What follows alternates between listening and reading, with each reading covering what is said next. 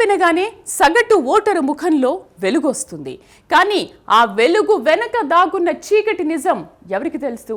ఉచితాల పేరుతో రాజకీయ నాయకులు వేస్తున్న ఈ వల రేపటి మన బిడ్డల భవిష్యత్తుకు ఉరితాడు కాబోతోందా? జేబులోంచి రూపాయి తీయకుండా పంచుతున్న ఈ తాయిలాల వెనుక మీ జేబులకే చిల్లులు పడే భయంకరమైన కుట్ర దాగి ఉందా? ఉచితాలు దేశ ఆర్థిక వ్యవస్థకే క్యాన్సర్ లాంటివి అంటూ సాక్షాత్తు సుప్రీంకోర్టే ఆగ్రహం వ్యక్తం చేసింది. అసలు ఈ ఉచితాల మత్తులో మనం మునిగిపోతున్నామా, లేక అప్పుల ఊబిలో కూరుకుపోతున్నామా? పాలకుల పంపిణీ వ్యూహం వెనుక ఉన్న అసలు రహస్యం ఏంటి? ఆందోళనలు రేకెత్తిస్తున్న ఆ విషయాలేంటో ఇప్పుడు చూద్దాం.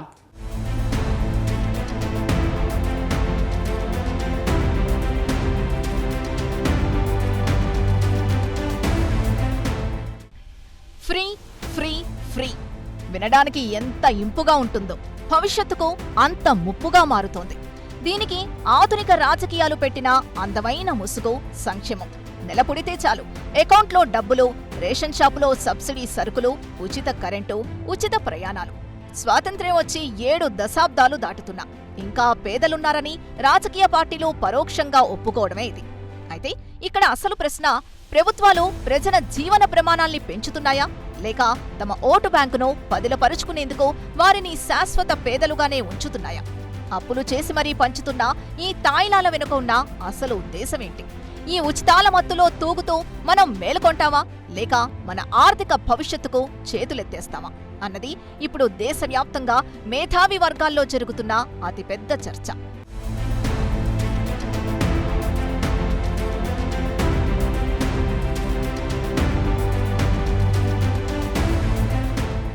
దేశవ్యాప్తంగా దాదాపు అన్ని రాజకీయ పార్టీలు అనుసరిస్తున్న ఈ ఉచితాల సంస్కృతిపై సర్వోన్నత న్యాయస్థానం సుప్రీంకోర్టు తాజాగా తీవ్ర స్థాయిలో ఆగ్రహం వ్యక్తం చేసింది.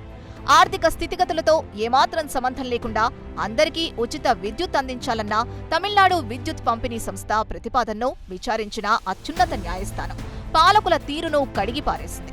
ఈ తరహా విధానాలు దేశ ఆర్థిక అభివృద్ధిని పూర్తిగా దెబ్బతీస్తాయని, వీటిపై పునరాలోచించాల్సిన సమయం ఆసన్నమైందని తేల్చి చెప్పింది. పేదలను ఆదుకునేందుకు రాష్ట్రాలు తీసుకునే చర్యల్ని చూపే ఉదారతను అర్థం చేసుకోగలవని, కానీ బాధ్యత లేకుండా అందరికీ ఉచితాలివ్వడం సరికాదని న్యాయస్థానం స్పష్టం చేసింది. ఇది అభివృద్ధిని వెనక్కి నెట్టే ప్రమాదకరమైన పోకడా అని తీవ్ర ఆందోళన వ్యక్తం చేసింది.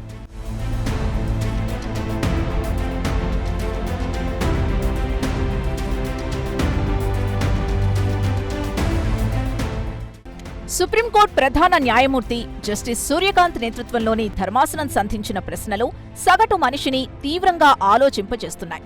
దేశంలోని చాలా రాష్ట్రాలు లోటు బడ్జెట్తో నడుస్తున్నాయి, అప్పుల ఊబిలో కూరుకుపోయున్నాయి. అయినా సరే అభివృద్ధిని పూర్తిగా విస్మరించి ఇలా ఉచితాలు పంచుతూనే ఉన్నాయని కోర్టు అసంతృప్తి వ్యక్తం చేసింది. ఉచిత పథకాల ద్వారా వనరుల్ని ఇష్టానుసారంగా పంచిపెట్టే బదులు ప్రజల జీవన ప్రమాణాలు పెంచేలా ప్రణాళికాబద్ధమైన విధానాల్ని ఎందుకు తీసుకురావడం లేదని నిలదీసింది. నిజమైన సంక్షేమం అంటే ప్రజల్ని తమ కాళ్లపై తాము నిలబడేలా చేయడం, కానీ ఉచితాలతో వారిని ఎప్పటికీ ప్రభుత్వాలపై ఆధారపడేలా చేయడం కాదని అత్యున్నత న్యాయస్థానం పాలకుల చెవిపిండి మరీ చెప్పింది. ఈ వాస్తవాన్ని మన పాలకులు గుర్తిస్తారా?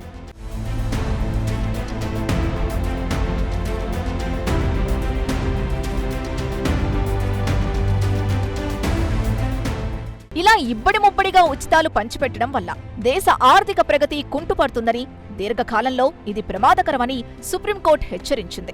ప్రజలకు అవసరమైనవి సమకూర్చడం ప్రభుత్వ కనీస బాధ్యతే, కానీ ఆ ఉచితాల్ని అనుభవిస్తోందెవరు అనే దానిపై దృష్టి పెట్టాల్సిన అవసరం లేదా అని సిజేఐ జస్టిస్ సూటిగా ప్రశ్నించారు.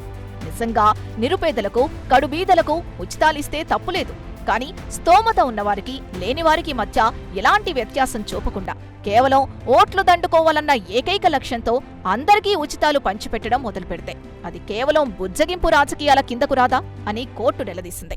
రాజ్యాంగం కల్పించిన వనరుల్ని ఇలా రాజకీయ స్వలాభం కోసం వృధా చేయడం ప్రజాస్వామ్యానికే గొడ్డలిపెట్టు లాంటిదని విశ్లేషకులు భావిస్తున్నారు.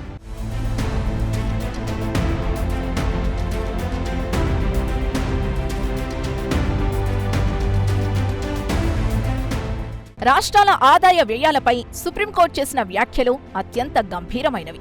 రాష్ట్రాలు పీకల్లోతు అప్పుల్లో తీవ్రమైన లోటు బడ్జెట్లో ఉన్నప్పటికీ ఉచితాలు ఇస్తూనే ఉన్నాయి. అయితే ప్రభుత్వం ఏటా వసూలు చేసే ఆదాయంలో కనీసం 25% రాష్ట్ర అభివృద్ధికి, మౌలిక సదుపాయాల కల్పనకు ఎందుకు ఉపయోగించకూడదని ధర్మాసనం నిలదీసింది. ప్రాజెక్టుల నిర్మాణం, పరిశ్రమల స్థాపన లాంటి అభివృద్ధి పనులపై కాకుండా కేవలం ప్రభుత్వ ఉద్యోగులకు జీతాలివ్వడం, ప్రజలకు ఇలాంటి ఉచితాలు పంచడం అనే 2 పనులే రాష్ట్ర ప్రభుత్వాలు చేస్తున్నాయని ఆక్షేపించింది.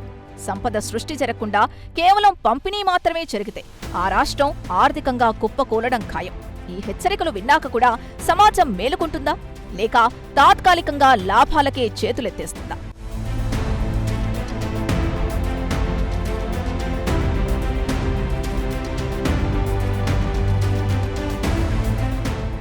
ఉచితాలు అంటే ఆకాశం నుంచి ఊడిపడేవి కావు. ఏ రాజకీయ నాయకుడి జేబులోంచి వచ్చేవి అంతకన్నా కావు. మీరు ఉదయం లేచినప్పట్నుంచి కొనే పాలు, నిత్యావసరాలు, పెట్రోల్ వంటి ప్రతి వస్తువుపై పరోక్ష పన్నుల రూపంలో ముక్కుపిండి మరీ వసూలు చేస్తున్న మీ కష్టార్జితమే ఈ ఉచితాలకు మూలధనం. ఒక చేత్తో 10 రూపాయలు ఉచితంగా ఇస్తూ మరో చేత్తో 100 రూపాయల్ని పన్నుల రూపంలో ప్రభుత్వాలు లాగేసుకుంటున్నాయి. ఈ వాస్తవాన్ని సామాన్యులు ఎప్పుడు గ్రహిస్తారు? ప్రభుత్వాలు ఇచ్చే ఉచితాలను తీసుకుంటూ మురిసిపోతున్న సగటు జీవి పెరిగిన ధరల రూపంలో దానికి 10ంతలు మూల్యం చెల్లిస్తున్నారు. ద్రవ్యోల్బణం పెరిగిపోయి సామాన్యుడి బతుకు భారంగా మారుతోంది. ఉచితాల పేరుతో జరుగుతున్న ఈ పన్నుల దోపిడీని ఆపేందుకు మనం మేలుకుంటామా, లేక భవిష్యత్తును పణంగా పెట్టి చేతులెత్తేస్తామా?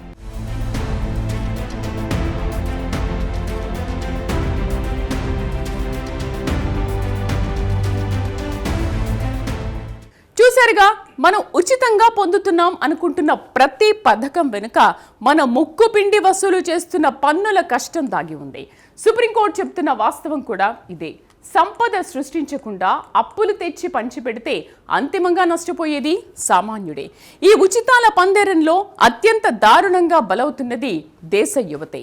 ఉపాధి లేక, ఉద్యోగాలు రాక యువత భవిష్యత్తు ప్రశ్నార్థకంగా మారుతోంది.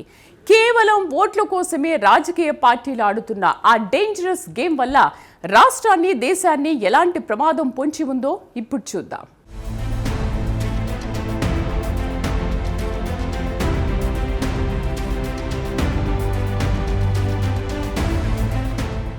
ఈ ఉచితాల గోలలో అత్యంత దారుణంగా నష్టపోతోంది యువత, నిరుద్యోగులే. నిరుద్యోగ నిర్మూలనకు ఇంత ఖర్చు చేస్తున్నామని మీ బడ్జెట్ ప్రతిపాదనలో స్పష్టంగా ఎందుకు చూపించలేకపోతున్నారు అని న్యాయమూర్తి వేసిన ప్రశ్న పాలకుల పనితీరుకు అద్దం పడుతోంది. ఉచితాలు పంచే బదులు పరిశ్రమలు స్థాపించి ఉపాధి అవకాశాలు ఎందుకు మెరుగుపరచరు? ఉచిత బియ్యం ఇచ్చే బదులు ఆ యువకుడికి ఉద్యోగమిస్తే ఆ కుటుంబం మొత్తం గౌరవంగా బతుకుతుంది కదా. కానీ ఉద్యోగాలిస్తే వారు ప్రశ్నిస్తారు. అదే ఉచితాలిస్తే జీవితకాలం ఓటు బ్యాంకుగా మిగిలిపోతారు అన్నది రాజకీయ నాయకుల ఆలోచనగా కనిపిస్తోంది. యువత భవితను నాశనం చేస్తున్న ఈ తీరుపై సమాజం ఉమ్మడిగా గలమెత్తాల్సిన అవసరం ఎంతైనా ఉంది. అప్పుడే ఈ ఉచితాల జాఢ్యానికి అడ్డుకట్టపడుతుంది.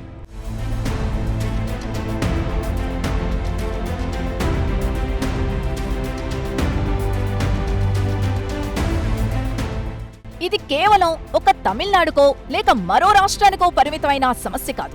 దేశవ్యాప్తంగా దాదాపు అన్ని రాష్ట్రాల్లోనూ అక్షరాల ఇదే పరిస్థితి ఉందని సుప్రీంకోర్టు తీవ్ర ఆందోళన వ్యక్తం చేసింది. ఇటీవల తమిళనాడులో సంక్షేమం పేరుతో ఒకే ఒక్క క్లిక్ ద్వారా 3 నెలల పేరుతో దాదాపు 6,000 కోట్లకు పైగా ప్రజాధనాన్ని పంచేశారు. అంతెందుకు, కొద్ది నెలల కిందట జరిగిన బీహార్ ఎన్నికల్లో ఓటు బ్యాంకును ఆకర్షించేందుకు సంక్షేమం పేరుతో డబ్బులు బ్యాంకు ఖాతాల్లో వేశారు. మరోవైపు కర్ణాటక వంటి రాష్ట్రాలు గతంలో తామిచ్చిన ఉచిత హామీల వల్ల రాష్ట్ర ఆర్థిక పరిస్థితి ఎంతగా దిగజారిపోయిందో పరోక్షంగా ఒప్పుకున్నాయి. రాష్ట్ర ఆదాయానికి, పెడుతున్న సంక్షేమానికి కనీస పొంతన లేకపోవడంతో అభివృద్ధి పూర్తిగా కుంటుపడింది. అయినా సరే ఏ రాజకీయ పార్టీ కూడా ఈ తప్పును దిద్దుకునే ప్రయత్నం చేయడం లేదు. అధికారం కోసం రాష్ట్రాన్ని తాకట్టు పెట్టడానికైనా వెనకాడటం లేదు.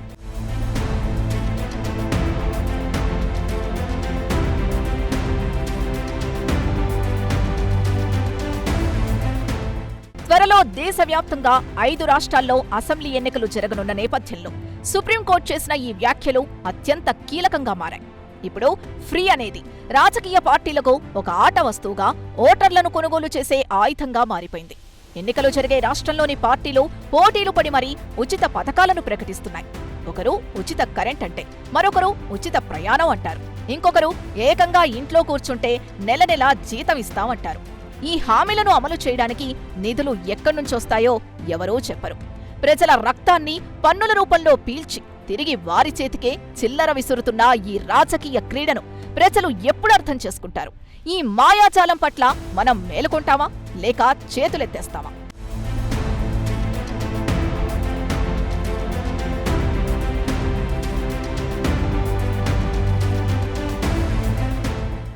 సంక్షేమం ఎంత ముఖ్యమో సంపద సృష్టి కూడా అంతే కీలకమని సుప్రీంకోర్టు పదే పదే గుర్తు చేస్తోంది. ప్రజాధనాన్ని అహేతుకమైన ఉచితాలకు ఖర్చు చేయడానికి, దారిద్ర్య రేఖకు దిగువన ఉన్న పేద అట్టడుగు వర్గాల అభ్యున్నతి కోసం పెట్టుబడి పెట్టడానికి మధ్య సుప్రీంకోర్టు ఒక స్పష్టమైన గీతను గీసింది. ప్రభుత్వ వనరుల్ని ప్రజలకు భారీ ఎత్తున ఉచితాలుగా పంచిపెట్టడం వేరు, దీర్ఘకాలిక ప్రయోజనాలిచ్చే ప్రజా సంక్షేమ పథకాల రూపంలో పెట్టుబడి పెట్టడం వేరు అని ప్రధాన న్యాయమూర్తి నేతృత్వంలోని ధర్మాసనం తేల్చి చెప్పింది. ఉచితంగా విద్య, మెరుగైన వైద్యం అందించడం నిజమైన సంక్షేమం. కానీ ఏమాత్రం ఆలోచన లేకుండా ప్రతి ఒక్కరికి తాయిలాలు పంచిపెట్టడం అంటే భవిష్యత్ తరాల నెత్తిన తీర్చలేనంత అప్పుల భారాన్ని మోపడమే అని న్యాయస్థానం పరోక్షంగా హెచ్చరించింది.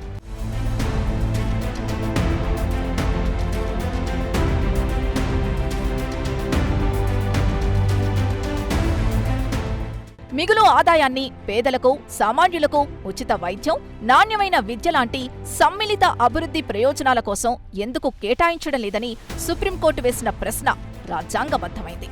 రాష్ట్రాలకు ఈ బాధ్యత ఉందని రాజ్యాంగం స్పష్టంగా చెబుతోంది. కానీ ఎన్నికల ముందు రాజకీయ పార్టీలిచ్చే అనాలోచిత ఉచిత హామీల కారణంగా వ్యవస్థలు నాశనమవుతున్నాయి. అధికారంలోకొచ్చిన తర్వాత ఆ హామీలను ఎలాగైనా అమలు చేయాలన్న ఒత్తిడిలో ప్రజాధనాన్ని నీళ్లల్లా వెచ్చించడం వల్ల రాష్ట్రాల ఆర్థిక వ్యవస్థలు తీవ్రంగా దెబ్బతింటున్నాయి.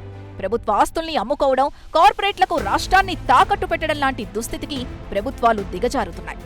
ఆర్థిక వినాశనానికి దారితీస్తున్న ఈ విధానాలపై మేధావులు తీవ్ర ఆందోళన వ్యక్తం చేస్తున్నారు.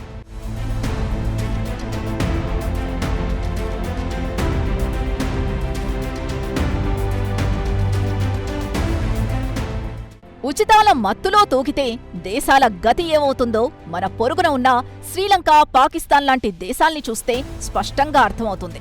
కేవలం ఓట్ల కోసం ఇబ్బడి ముబ్బడిగా ఉచితాలు ప్రకటించి అప్పులు చేసి పంచిపెట్టిన పాపానికి ఆ దేశాల ఆర్థిక వ్యవస్థలు ఎలా కుప్పకూలాయో ప్రపంచం మొత్తం చూసింది. తినడానికి తిండి లేక, కరెంటు లేక, పెట్రోల్ దొరక్క ఆ దేశాల ప్రజలు పడిన అగచాట్లు మనకు గుణపాఠం కావాలి. మన రాష్ట్రాలు కూడా అదే దారిలో పయనిస్తూ ఆదాయానికి మించి అప్పులు చేస్తూ బడ్జెట్ లోటును పెంచుకుంటూ పోతే భవిష్యత్తులో మనకు అలాంటి దుస్థితే రాదా? అప్పుల ఊబిలో కూరుకుపోయి ఆర్థిక అత్యవసర పరిస్థితొస్తే అప్పుడు ఈ రాజకీయ నాయకులు ఎవరైనా మనల్ని ఆదుకుంటారా? చరిత్ర చెబుతున్న ఈ చేదు వాస్తవాల్ని చూసైనా మనం మేలుకొంటావా లేక మన వినాశనానికి మనమే చేతులెత్తేస్తామా?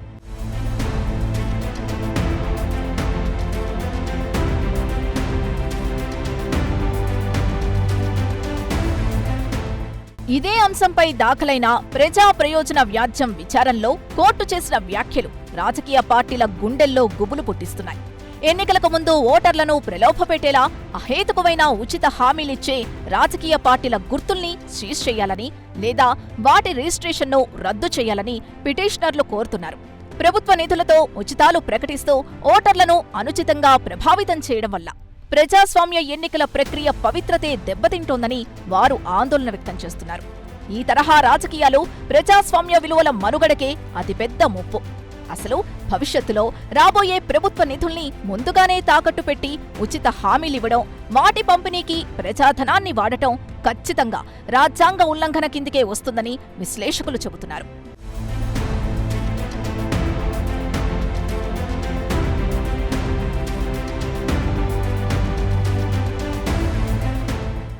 స్వతంత్రం వచ్చిన నాటి నుంచి ఖద్దరు చొక్కా వేసుకున్న నేతలంతా చెప్పేదొక్కటే, కూడు, గుడ్డ, నీడా ఇస్తామని. కానీ దశాబ్దాలు గడుస్తున్నా పేదరికం రూపం మార్చుకొని అలాగే కొనసాగుతోంది. సుప్రీంకోర్టు సూచించినట్లుగానే కేవలం సంక్షేమం అనేది ఎన్నికల తాయిలాలుగా, రాజకీయ చదరంగంలో పావులుగా మారకూడదు. ప్రజాధనంతో భవిష్యత్ తరాలకు అభివృద్ధి బాటలు వేసే ప్రయత్నంగా సాగాలి. పేదరికాన్ని నిర్మూలించాలి. కానీ దేశాన్ని, రాష్ట్రాల్ని అప్పుల కుప్పలుగా మారిస్తే అది అంతిమంగా సామాన్యుడి నడ్డి విరుస్తుంది. పన్నుల భారం మనపైనే పడుతుంది. అందుకే ఇప్పుడు నిర్ణయం ప్రజల చేతుల్లోనే ఉంది. తాత్కాలిక ఉచితాల మాయలో పడిపోయి భవిష్యత్తును నాశనం చేసుకుంటారా? రాజ్యాంగం ఇచ్చిన ఓటుతో మేలుకుంటారా? లేక ఇలాగే ఉచితాలకు బానిసలై చేతులెత్తేస్తారా?